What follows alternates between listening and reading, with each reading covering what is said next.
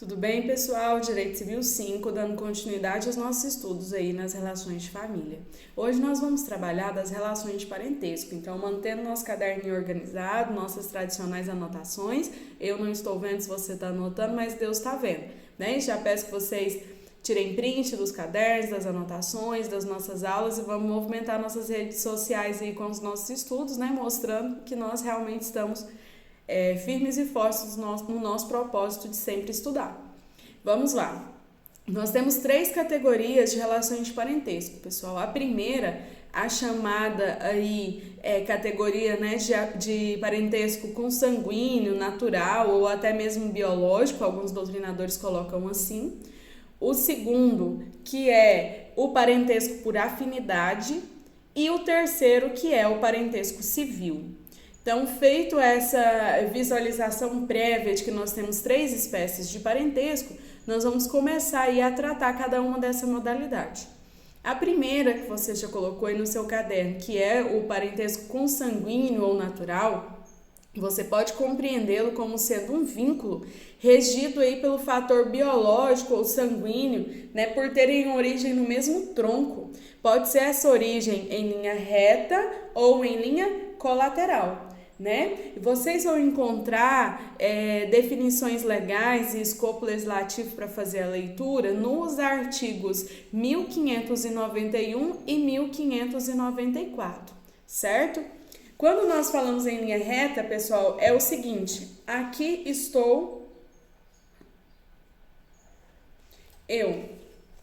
Se eu estou analisando em relação a mim e os meus avós, aos meus pais, meus avós, meus bisavós, em relação a mim, aos meus futuros filhos, netos e bisnetos, eu estou tratando de parentesco em linha reta, certo? Aqui nós vamos ter os ascendentes, aqueles que vêm antes de mim, os descendentes, aqueles que vêm depois de mim. Se estou falando em linha colateral, eu estou falando de quem está aqui, do meu lado, que serão quem? Eles? Os meus irmãos, os meus tios, os meus primos, certo? Primeiro ponto importante. Quando nós estamos falando em parentesco dos colaterais, o nosso primeiro vínculo é com os irmãos, não é? Porém, os irmãos, nós não somos parentes diretamente dos irmãos. Para você ser parente do seu irmão, é necessário existir aqui seu pai e sua mãe, que fazem com que você tenha uma ligação direta com o seu irmão. Desta forma, você é parente do seu irmão em segundo grau colateral, certo? Então, não existe parente colateral em primeiro grau. Então, em linha reta, nós vamos analisar você em relação ao seu pai, sua mãe, né? Seus avós, seus bisavós, que são os ascendentes. Em linha reta, também temos aqui os seus filhos, seus netos, seus bisnetos, que são os descendentes, e os colaterais, que são os irmãos, primos, tios, né, que estão aí nas nossas lateralidades de descendência. O segundo tipo de parentesco que nós vamos analisar é o parentesco por afinidade. Esse parentesco por afinidade, ele vai existir em razão de você ter um cônjuge ou um companheiro. Então, não é entre os cônjuges, é entre os familiares do seu cônjuge e você, entre os seus familiares e o seu cônjuge, certo? Entre os membros aí do casamento, entre os cônjuges, independente do gênero, independente da orientação sexual, não existe parentesco. Você não é parente do seu cônjuge, você é parente dos parentes do seu cônjuge. Então, você é parente dos parentes do seu cônjuge. Do seu cônjuge, você não é parente, você tem com eles apenas um vínculo conjugal, certo? Isso daí, vocês vão fazer a leitura no artigo 1595, parágrafo 1º e parágrafo 2º, tá bom? A terceira categoria, então nesse aí, pessoal, por afinidade, você vai ser parente dos parentes do seu cônjuge. Então, aí os seus sogros, né, sogro e sogra, e os seus cunhados, tá? Você vai ter com eles um parentesco por afinidade. A terceira categoria é de parentesco civil. A categoria do parentesco civil, ele é decorrente de outra origem que não seja consanguínea e que não seja a por afinidade. Então, por exemplo, uma criança que eu adoto, pretendo realizar uma adoção em breve. Se eu adotar uma criança, ela não terá a mesma descendência biológica que eu, ela não é minha parente por afinidade, porque não é algo que me foi agregado, digamos assim, é algo que eu escolhi e que tem uma vinculação civil. Então, ela é um parentesco de origem civil, que é esse nosso terceiro vínculo de parentesco que nós temos, tá? A primeira que nós vimos, ela pode ser decorrente aí da técnica de reprodução heteróloga. Por exemplo, quando eu faço uma inseminação com material genético de terceiros, a criança não terá uma descendência biológica comigo, mas será meu parente, tá? E outra situação pode ser da parentalidade socioafetiva, tá? Como, por exemplo, os filhos de criação aí que depois recebem essa possibilidade de ser filho aí. Então, pessoal, nós temos no artigo 1593, o nosso legislador civilista, ele fala que o parentesco ele é natural ou civil, né, conforme resulte de consanguinidade ou de outra origem. Então, já temos aí a previsão de ser natural civil ou de ter uma outra origem logo no nosso Código Civil. E nós temos o enunciado 103 da nossa da Jornada de Direito Civil, que fala o seguinte, que o artigo 1593, né, sobre ele que eles vão analisar lá na Jornada de Direito Civil.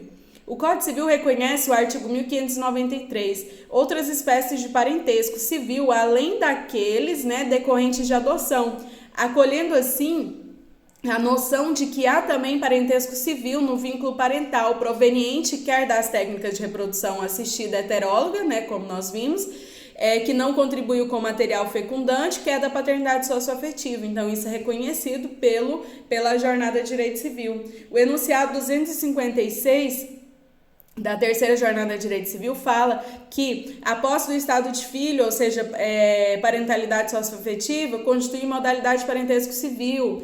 Depois vem o enunciado 519 da quinta Jornada de Direito Civil e fala: o reconhecimento judicial do vínculo de parentesco em virtude de socioafetividade deve ocorrer a partir da relação entre pais e filhos, né, com base na posse do estado de filho. Então, isso aí já tem sido reconhecido dentro dos enunciados e dos entendimentos que nós temos atuais aí dentro do direito civil, certo? Sobre, pessoal, então as três categorias nós já vimos, né? Vocês já têm anotação aí, já tem leitura de artigos para ser feito. Uma observação que eu quero trazer para vocês está nos artigos 1592 e 1594, que é sobre o parentesco colateral, né? Que eu acabei de falar para vocês, e o parentesco transversal. Fazendo a leitura dos artigos, nós temos que no 1592 diz que são parentes em linha colateral. O artigo 1592 ele fala pra gente que são parentes em linha colateral, ou também chamada de transversal, até o 4º grau. Então, pasmem, nós só temos parentescos aqui na linha colateral só até o 4º grau. O que é isso? Irmãos, né? 2º grau, tios, 3º grau e primos, 4º grau. Então, nós só temos parentes, irmãos, tios e primos. O restante é parente por consideração, por convivência harmoniosa, afetiva, desenvolvimento de convivência que nós vamos ter, né? Mas para termos sucessório e de vinculação de parentesco no direito civil, nós temos parentes 2º, 3º e 4º grau. O que é isso? Irmãos, tios e primos, ok? Nós vamos ver que o artigo 1594 fala pra gente justamente isso, que não há aí parente colateral de 1º grau, porque essa conta se dá pelo número de gerações, né? E que para que nós possamos alcançar o nosso irmão, nós precisamos ter um vínculo direto com os nossos pais, como eu já disse para vocês, certo? Então, quando nós vamos realizar essa contagem aí do parentesco colateral, é importante a gente saber que para chegar do nosso irmão, primeiro precisamos passar pelos nossos pais, e isso vai nos dar aí um distanciamento, né? Que muitas vezes nós pensamos que não existe. Então, parente em linha colateral, nós vamos ter primeiro os nossos irmãos, depois os nossos tios, depois os nossos primos. Até sobre impedimento de se casar, não pode se casar com os irmãos, com os tios tem que ter uma análise de uma junta médica, e com os primos é liberado para se casar, porque já tem um distanciamento, né? Ok, pessoal? Então, sobre as relações de parentesco, o que eu queria dizer para vocês é isso. Façam as leituras dos artigos. No slide, vocês têm um apoio doutrinário e jurisprudencial bastante interessante, então façam as leituras. Nos artigos, vocês façam a leitura de 5 artigos antes, 5 artigos depois, para vocês terem uma profundidade. E nós daremos sequência no próximo tema, na nossa próxima videoaula. Até mais, um abraço, contem comigo aí para tirarmos as eventuais dúvidas, tá? Para que nós possamos dar seguimento aí com qualidade nos nossos estudos.